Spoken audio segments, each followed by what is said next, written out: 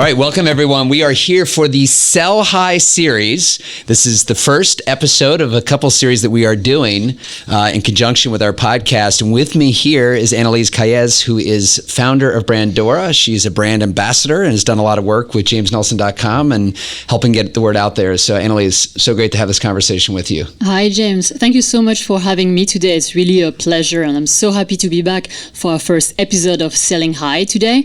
So I'm also very excited about the topic, but just to take a step back, just to remind you, our audience, in our last podcast, we did a deep dive and talked about James' personal life and how he became one of the top brokers in New York City and what it took to get there, including having the right mindset, being a forever optimist, and continually learning. He also shared how important it is to have a great team behind you and that it's everything. James also shared his story and how he got into real estate and the incredible mentors that led him to where he is today and especially helped him earlier on in his career. So if you didn't hear that episode, please check it out, or you can also learn about how awesome James is. So in this new series on Selling High, geared toward landlords to help them with the process of selling their buildings and getting the highest price for their properties, I'm super excited because the topic is really important and it's a crucial component of the sale: timing. When is the right time to sell? So last year was one of the worst years in real estate, and people didn't really sell their buildings. We're going to speak about when it is the right time to sell, and what's your take on it? Because I'm sure there's pros and cons to both, whether to sell in a down market or upturn. My first question is, what are good market conditions to sell? Well, first of all, Annalise, that was an awesome setup. Thank you so much. And I'm really excited for this series because it is really the last and arguably the most important step in the insider's edge to real estate investing. So this book will teach you, if you haven't read it yet, you definitely should. This tells you how to find great opportunities, how to reposition them.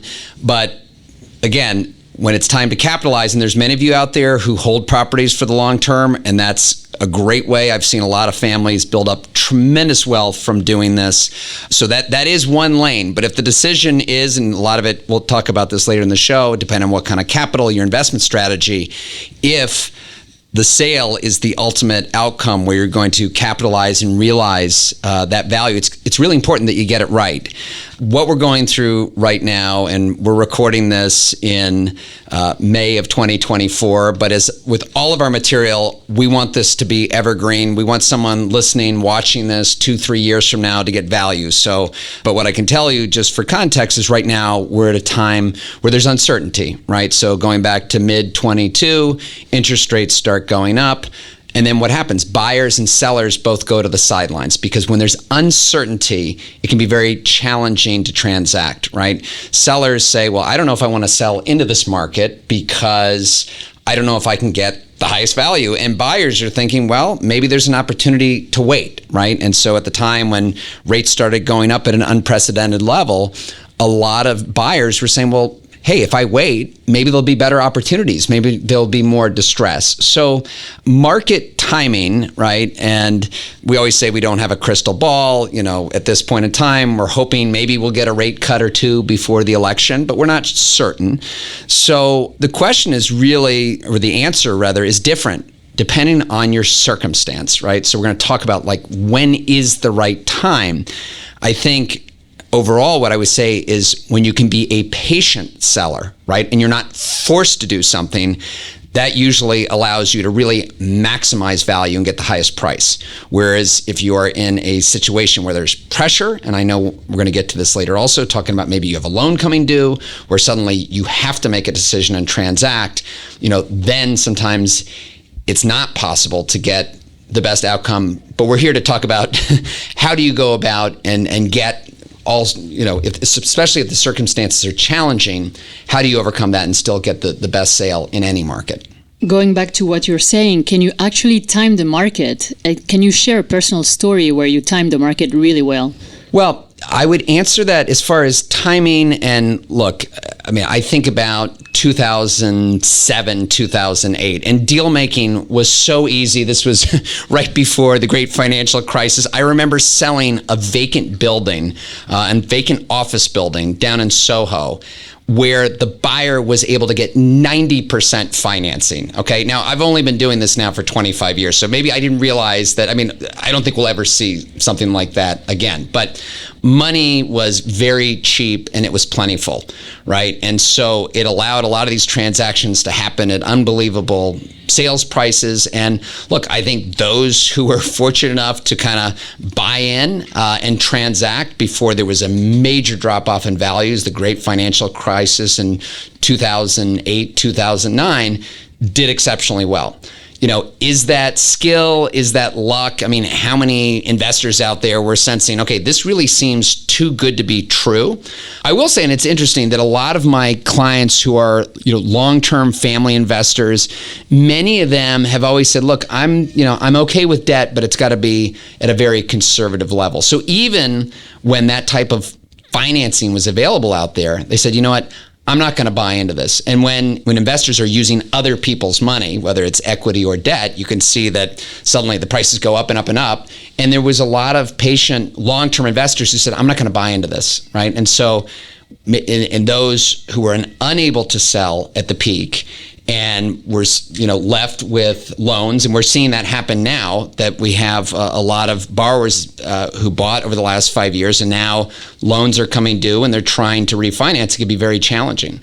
So yeah, I would say, the sale at the top market, those 2008 sales, 2007 sales, when that type of financing was available, yes, did lead to some pretty exceptional pricing. Mm-hmm. Super interesting. And so would you say that the sales market is seasonal? And if so, would you give me an example? You hear that a lot on the residential side. We found that we are pretty busy around the clock. Part of it used to be, okay, well, you don't want to bring things to a head during the holidays. Summer, people think it's a quiet time of year. What's amazing today is that we find that people are looking for opportunities all the time. So even if we find a lot of our clients are investors, I think they frankly get bored when they're hanging out at the beach and they're still scrolling and they're looking on their phone and calling in saying, tell me about this deal. And so I don't know if there's a specific seasonality where, it is a good time to bring a property market or not. We seem to get interest year round. I think you want to be a little careful not to bring things to a head. You don't want things to get lost sometimes in the year-end shuffle where everybody's trying to close their books for the year. So like launching a property, obviously going into the holidays, like a mid-December launch is probably not, the best idea. But I think also, and maybe speaking about how long is the sales process? These aren't, these assets, these multi-million-dollar assets, they don't trade overnight. I mean, we come in and we advise clients that, in fact, we were talking about it this morning at our sales meeting, that the real sales process from start to finish is 6 months. And that's really, a week or two to get marketing materials together, to get out to market, at least 4 to 6 weeks to get offers from investors. But look, if it's a vacant property and we're trying to find an end user to buy it, it could be even longer, right? And then the question is, even if you can get contracts out, 2-3 months into the process, how long it closes is really dependent on, is the buyer going to pay cash or are they going to go finance? And if they're going to go finance, it might take them 3 to 4 months to go find financing. These sales don't happen overnight. So, even if you started making some calls mid-December, I might not call for bids, like I said, at the end of the year. But, a typical marketing process the right marketing process should sidestep any concerns of missing the market. So if I understand correctly, you're saying the process is at least like 1-2 months to get your house in order, do the marketing, and then probably once you put it on the market, like 6 more months. That's the time frame. The 6 months is really an all-in number from time frame from start to finish. Mm-hmm. Got it. And my next question is about loan. And can a loan maturity drive a sale?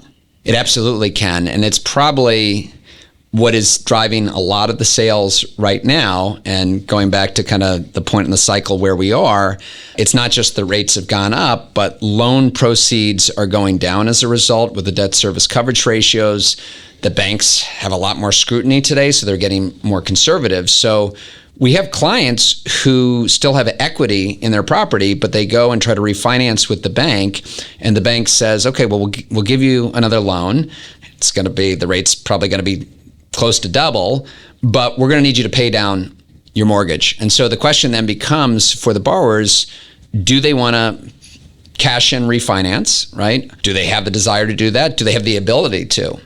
And for those who do not, that is creating a lot of sale opportunities. And so, Annalise, one of the things that we talk about in the book is seller's motivation. And when we wrote this in the middle of 2020, did not realize how relevant it would be today. But for those of you who are out there looking to buy and a broker offers you a property, and I've said this on this show before, if you're not first looking at what's the debt on the property, you're potentially be wasting a lot of time, right? Because when that broker shows you that listing for $10 million and that you see the debt on the property is $11, $12 million, again, I don't even know what that broker would be doing. Maybe the closer call would be that loan at $9.5 million, right? Where how are you even going to clear this, right? And then the question is, should I even be dealing with the property owner or should I be dealing with the lender? So loan maturities absolutely drive situations. And that's why also, as you all are thinking about buying properties, it's so important to match the right debt with your business plan. And you have to rely for these, COVID and then these rates going up at an unprecedented event.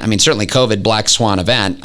Who would have ever guessed? But if you have a 5-year loan and you got stuck trying to refinance in the middle of 2020, you had real issues, right? If it's a longer term business plan, even though, look, it might be another 50 basis points to get that 10-year loan as opposed to a 5-year loan, that peace of mind and to allow to have some optionality. What I've found throughout my career is that things always seem to take a little bit longer than you think are going to happen.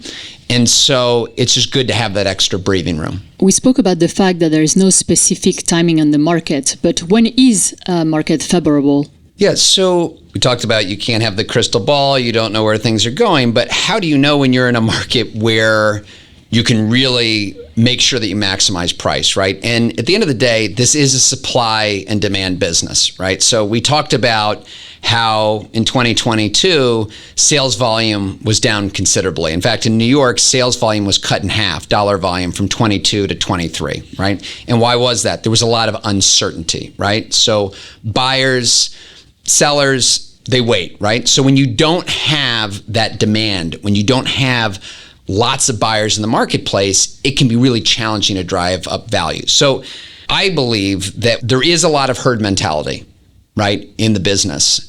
And right now, at this point in time, everyone's kind of waiting for the floodgates to break open. There's a lot of dry powder on the sidelines waiting to jump in. So I'll pick a name that everybody knows, Blackstone, right?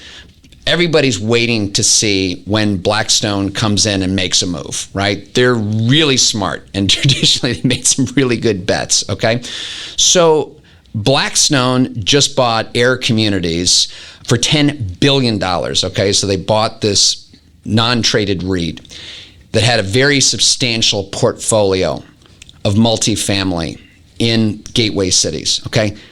This is the vote of confidence where, okay, a lot of the institutions that have been sitting on the sidelines, and let's think, okay, I'm trying to bring to my committee to buy a deal. If no one else is buying, okay, there's this herd mentality, this safety, right? Now I can say, well, Blackstone just laid out $10 billion to go invest in gateway cities. So my prediction is now you're going to see a lot more activity, right? And once you see that kind of feeding frenzy, that's really what you want to play into as a seller, because what I've found is it's really difficult, when you're only dealing with one or two outlier buyers and trying to get them to step up and buy, and you don't have that leverage, right? Because you need multiple buyers to drive up the price. So you want to kind of see when these buyers are coming off the sidelines and there's activity and then there's active trading. And that's why quarter over quarter at Davis & Young, we're really looking at sales volume. So right now, I know we're only at a third of the 10-year average for dollar sales, okay?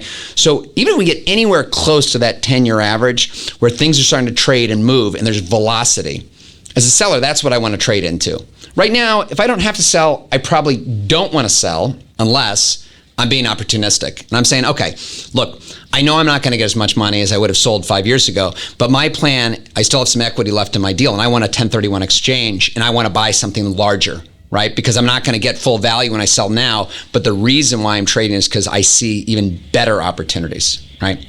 So that's a really long way of answering your question. But this is, at the end of the day, a supply and demand business. And when that demand equation is kind of taken out and you don't see multiple bidders driving a price, that's probably not an environment that you want to sell into. And James, if you have to share with our audience the 3 main takeaways from this episode, what would it be? What is the best time to sell? Yeah. So I think the first thing that we talked about was you want to be a patient seller, right? You never want to be in a situation where you have to make a decision quickly. And we talked a little bit today about loans coming due. And look, that could be a reason why you have to sell. But don't wait until 3-4 months until your loan comes due to go try to rush a sales process. Get out ahead of it, okay?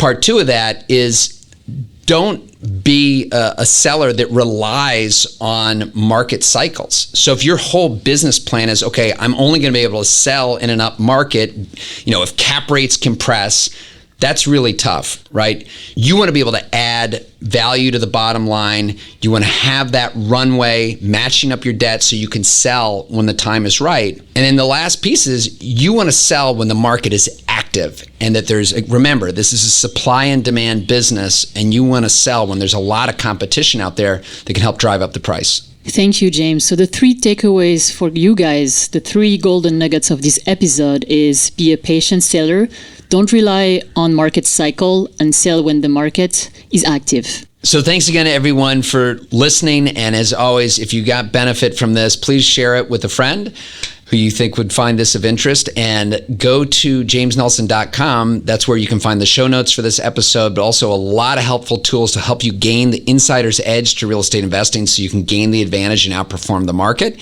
And while you're there, sign up for our monthly newsletter, which is where we culminate all the information from the podcast, the white papers that appear on Forbes.com. There's a helpful video series. And you can also find out how to connect with me at James Nelson NYC. Thanks again.